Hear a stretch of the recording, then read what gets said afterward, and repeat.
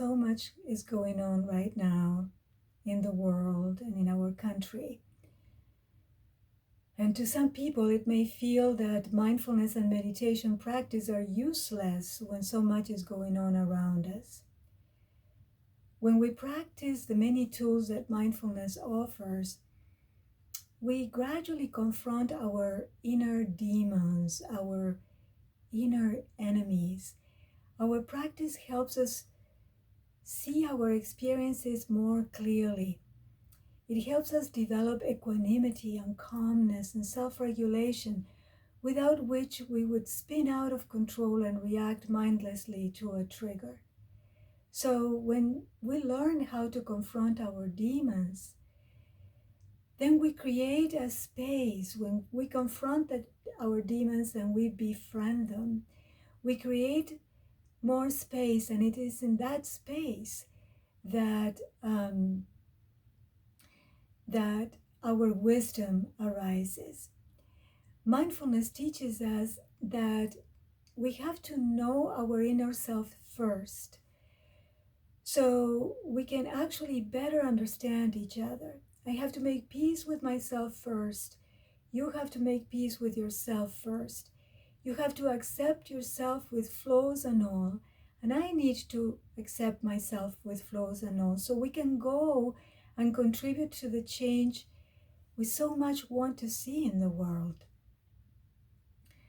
Mindfulness gives us a roadmap to becoming conscious, and becoming conscious means developing self-awareness, knowing how our speech, our actions, our silence, our views, and our opinions have an effect on our lives and on the lives of others. We have to admit that most of us are not powerful enough or persuasive enough to change the world overnight, right? But we all have the capacity to affect those who become our friends, those we become in contact with, our circles of influence, by behaving with honesty, with decency, with love and compassion, with everybody we meet. Wasn't it Mahatma Gandhi who said we must ourselves embody the changes we want to see in the world? And what that means to me is that we have to work from the inside out to make a better world. The effectiveness of our actions will be determined by the quality of our contemplation, the quality of the introspection that leads to my actions, to our actions. That is what we call spiritual activism. Instead of absent-mindedly sleepwalking through life, we bring intentionality to the present moment by stepping out of autopilot and freeing our minds from preconceptions, from trying to change a past that we have no power over, and by opening our hearts. Mindfulness helps us develop equanimity, calmness, self-control, and we cultivate it gradually by working with our minds and by learning how to quiet our minds. We train our attention by noticing our thoughts and emotions, by noticing our urges, by noticing when we are triggered and what is happening within us. And instead of acting on it, refraining from doing something that is not skillful at the moment. We feel the energy in our body and we stay with it and we become curious. And instead of acting out and telling somebody off or becoming angry with somebody, we go within, and it's just a few seconds that we can check with ourselves. And in that pause that we take, we can meet our wisdom and we can see things with more clarity. And in that way, we're using our inner power to get to know ourselves better and to trust in our capacity to self-regulate it regulate and to go within to meet that resilience that we need and trust that we will meet it there. We can actually harness the power of our minds to understand our challenges. And not only that, all our challenges, our disappointments, our dissatisfactions, and to be able to go beyond suffering, beyond our suffering. Our contemplative practice offers us a refuge and teaches us the unique type of freedom that nobody can take away from us, which is the freedom that comes from within, the freedom we choose to perceive and interpret of what happens to us in our lives. And that is a choice, the choice to interpret a situation in a certain way.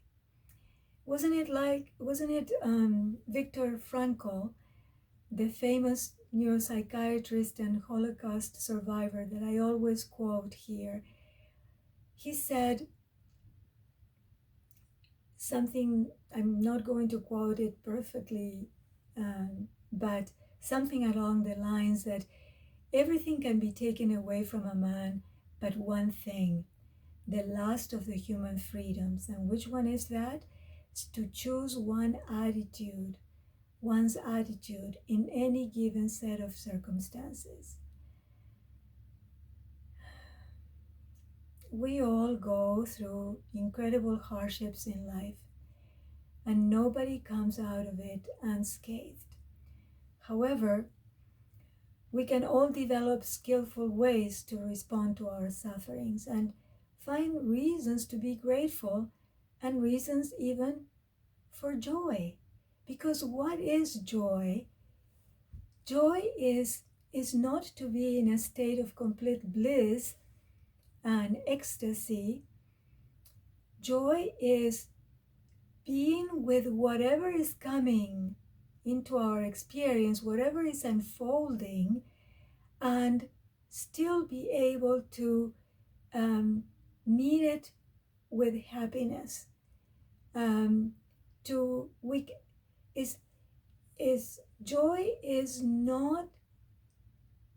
Joy and difficulties or challenges are not mutually exclusive.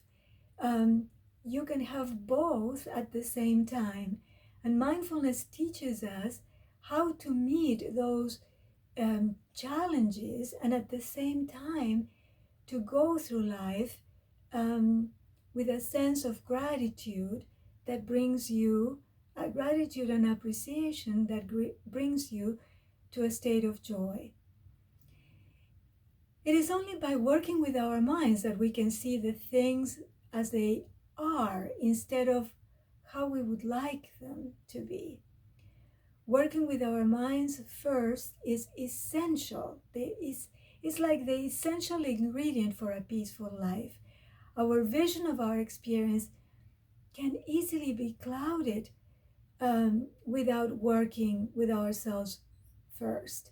It can be clouded by our opinions, by our stories, by our narratives of me.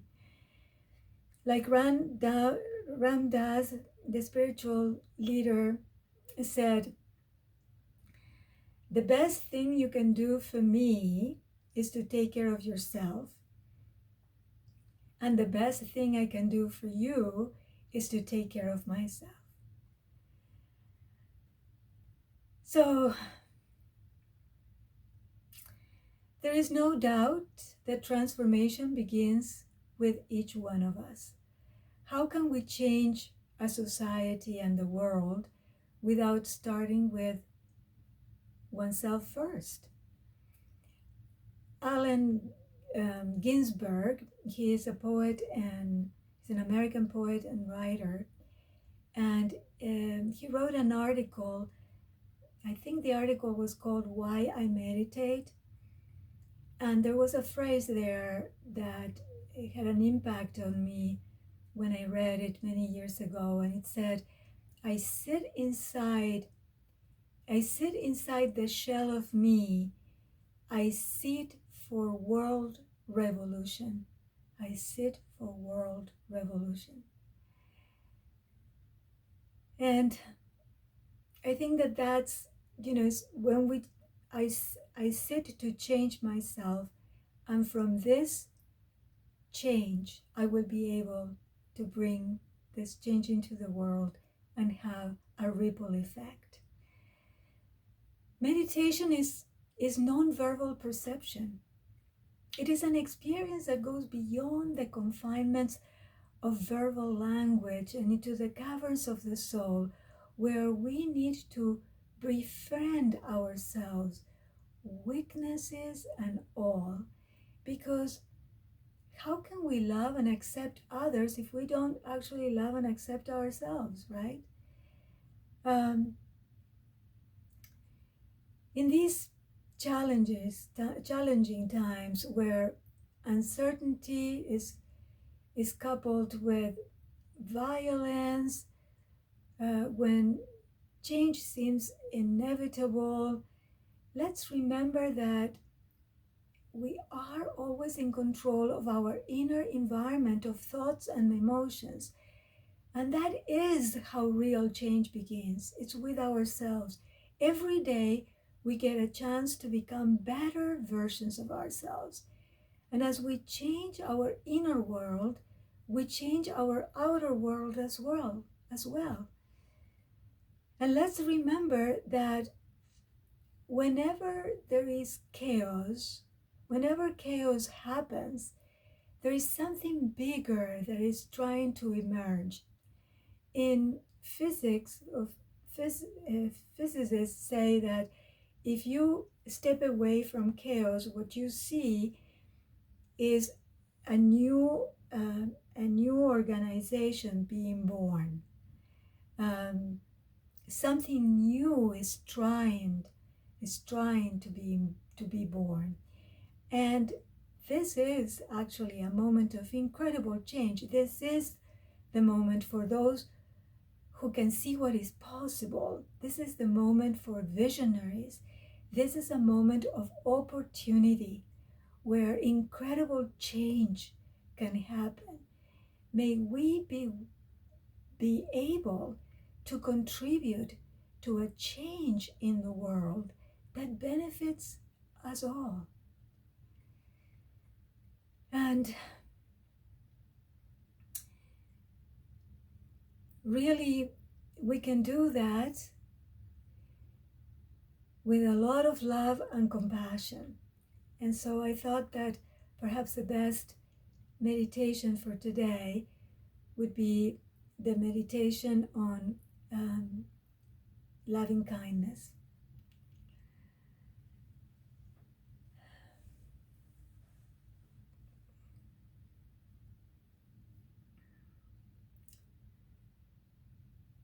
So this is a meditation on loving kindness.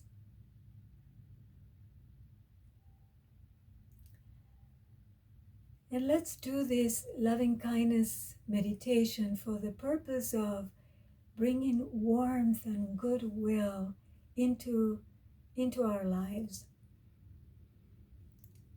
So, sitting in a comfortable position with your spine upright or erect, but comfortable and relaxed.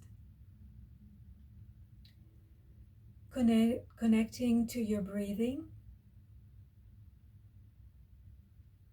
settling into your body, and so you can become grounded and allowing yourself to be in this present moment.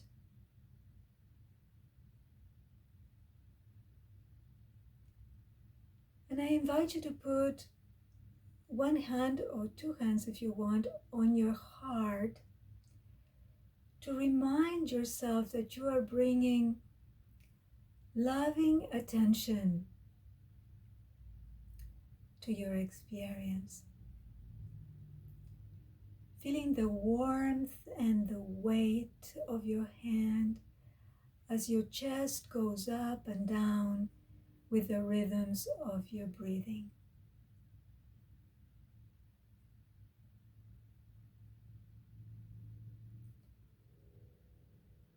feeling your breathing, just observing it without trying to manipulate it in any way.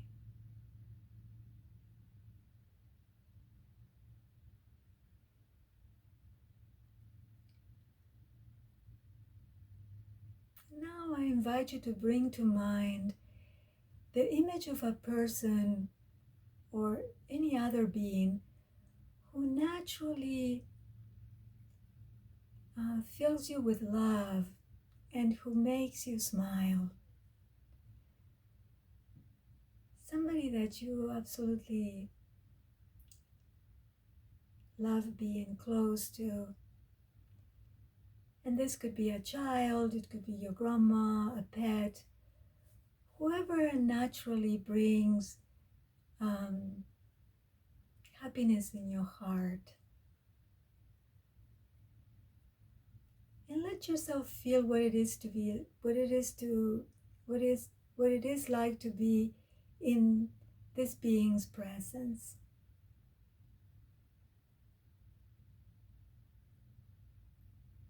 Imagine him or her sitting next to you,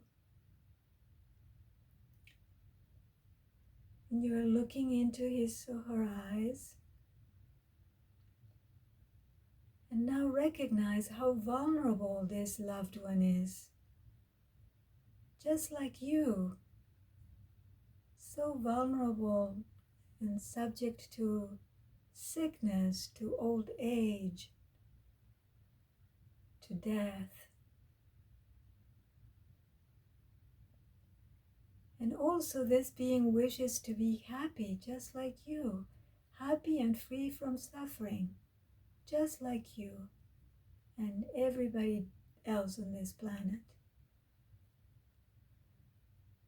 So I invite you to repeat my words in your mind gently,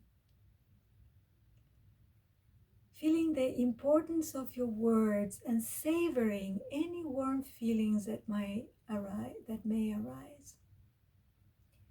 And these are good wishes for this person that is next to you. May you be safe.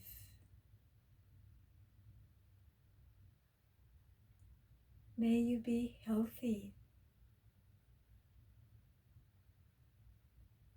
May you be free from clinging to inflexible ideas.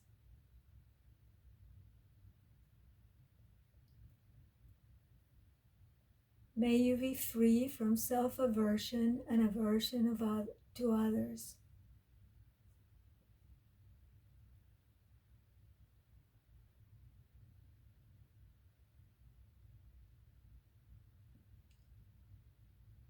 May you learn not to be indifferent to suffering.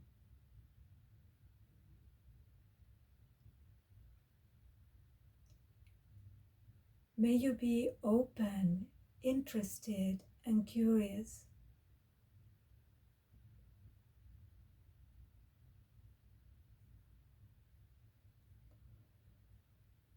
And now I invite you to add yourself to the circle of goodwill. Again, putting your hand over your heart and feeling the warmth and the weight of your hand on your chest. And repeat these phrases in your mind very gently, savoring each one of the phrases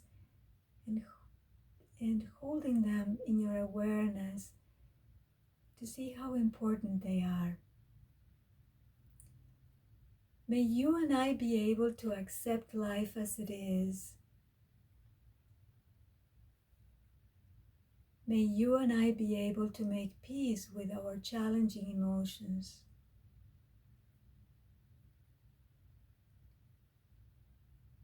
May you and I be free from unhealthy anger.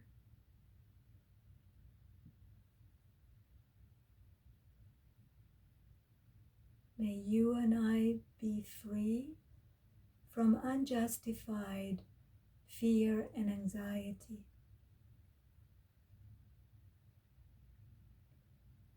May you and I learn to see the root of anger, the root of craving, and to see the delusions in myself.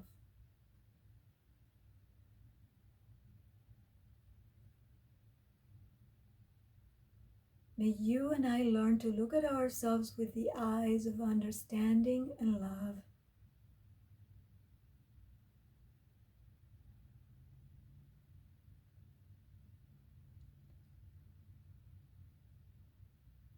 May you and I be able to cultivate self-compassion and loving kindness in our lives.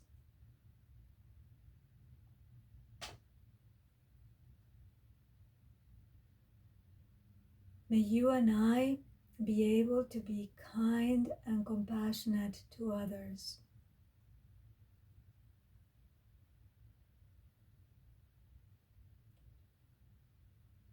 May you and I be able to recognize, appreciate, and nurture the moments of joy in our lives.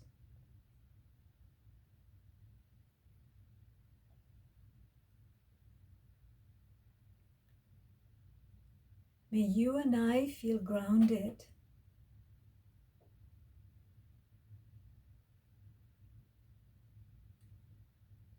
May you and I know how to cultivate gratitude in our lives.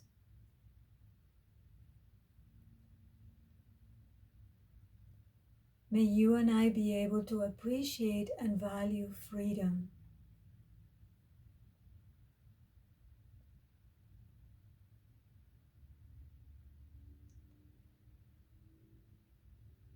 May you and I learn not to be indifferent to the beauty and the mystery of the world.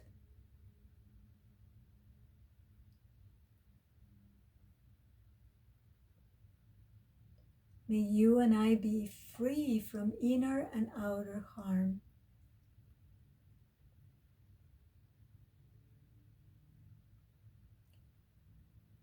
May you and I be peaceful, happy, and light in our body and in our spirit.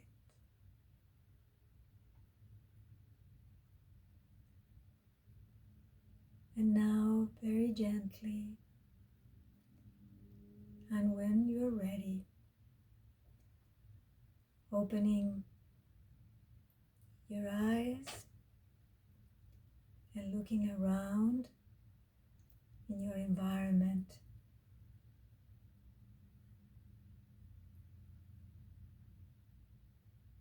Namaste.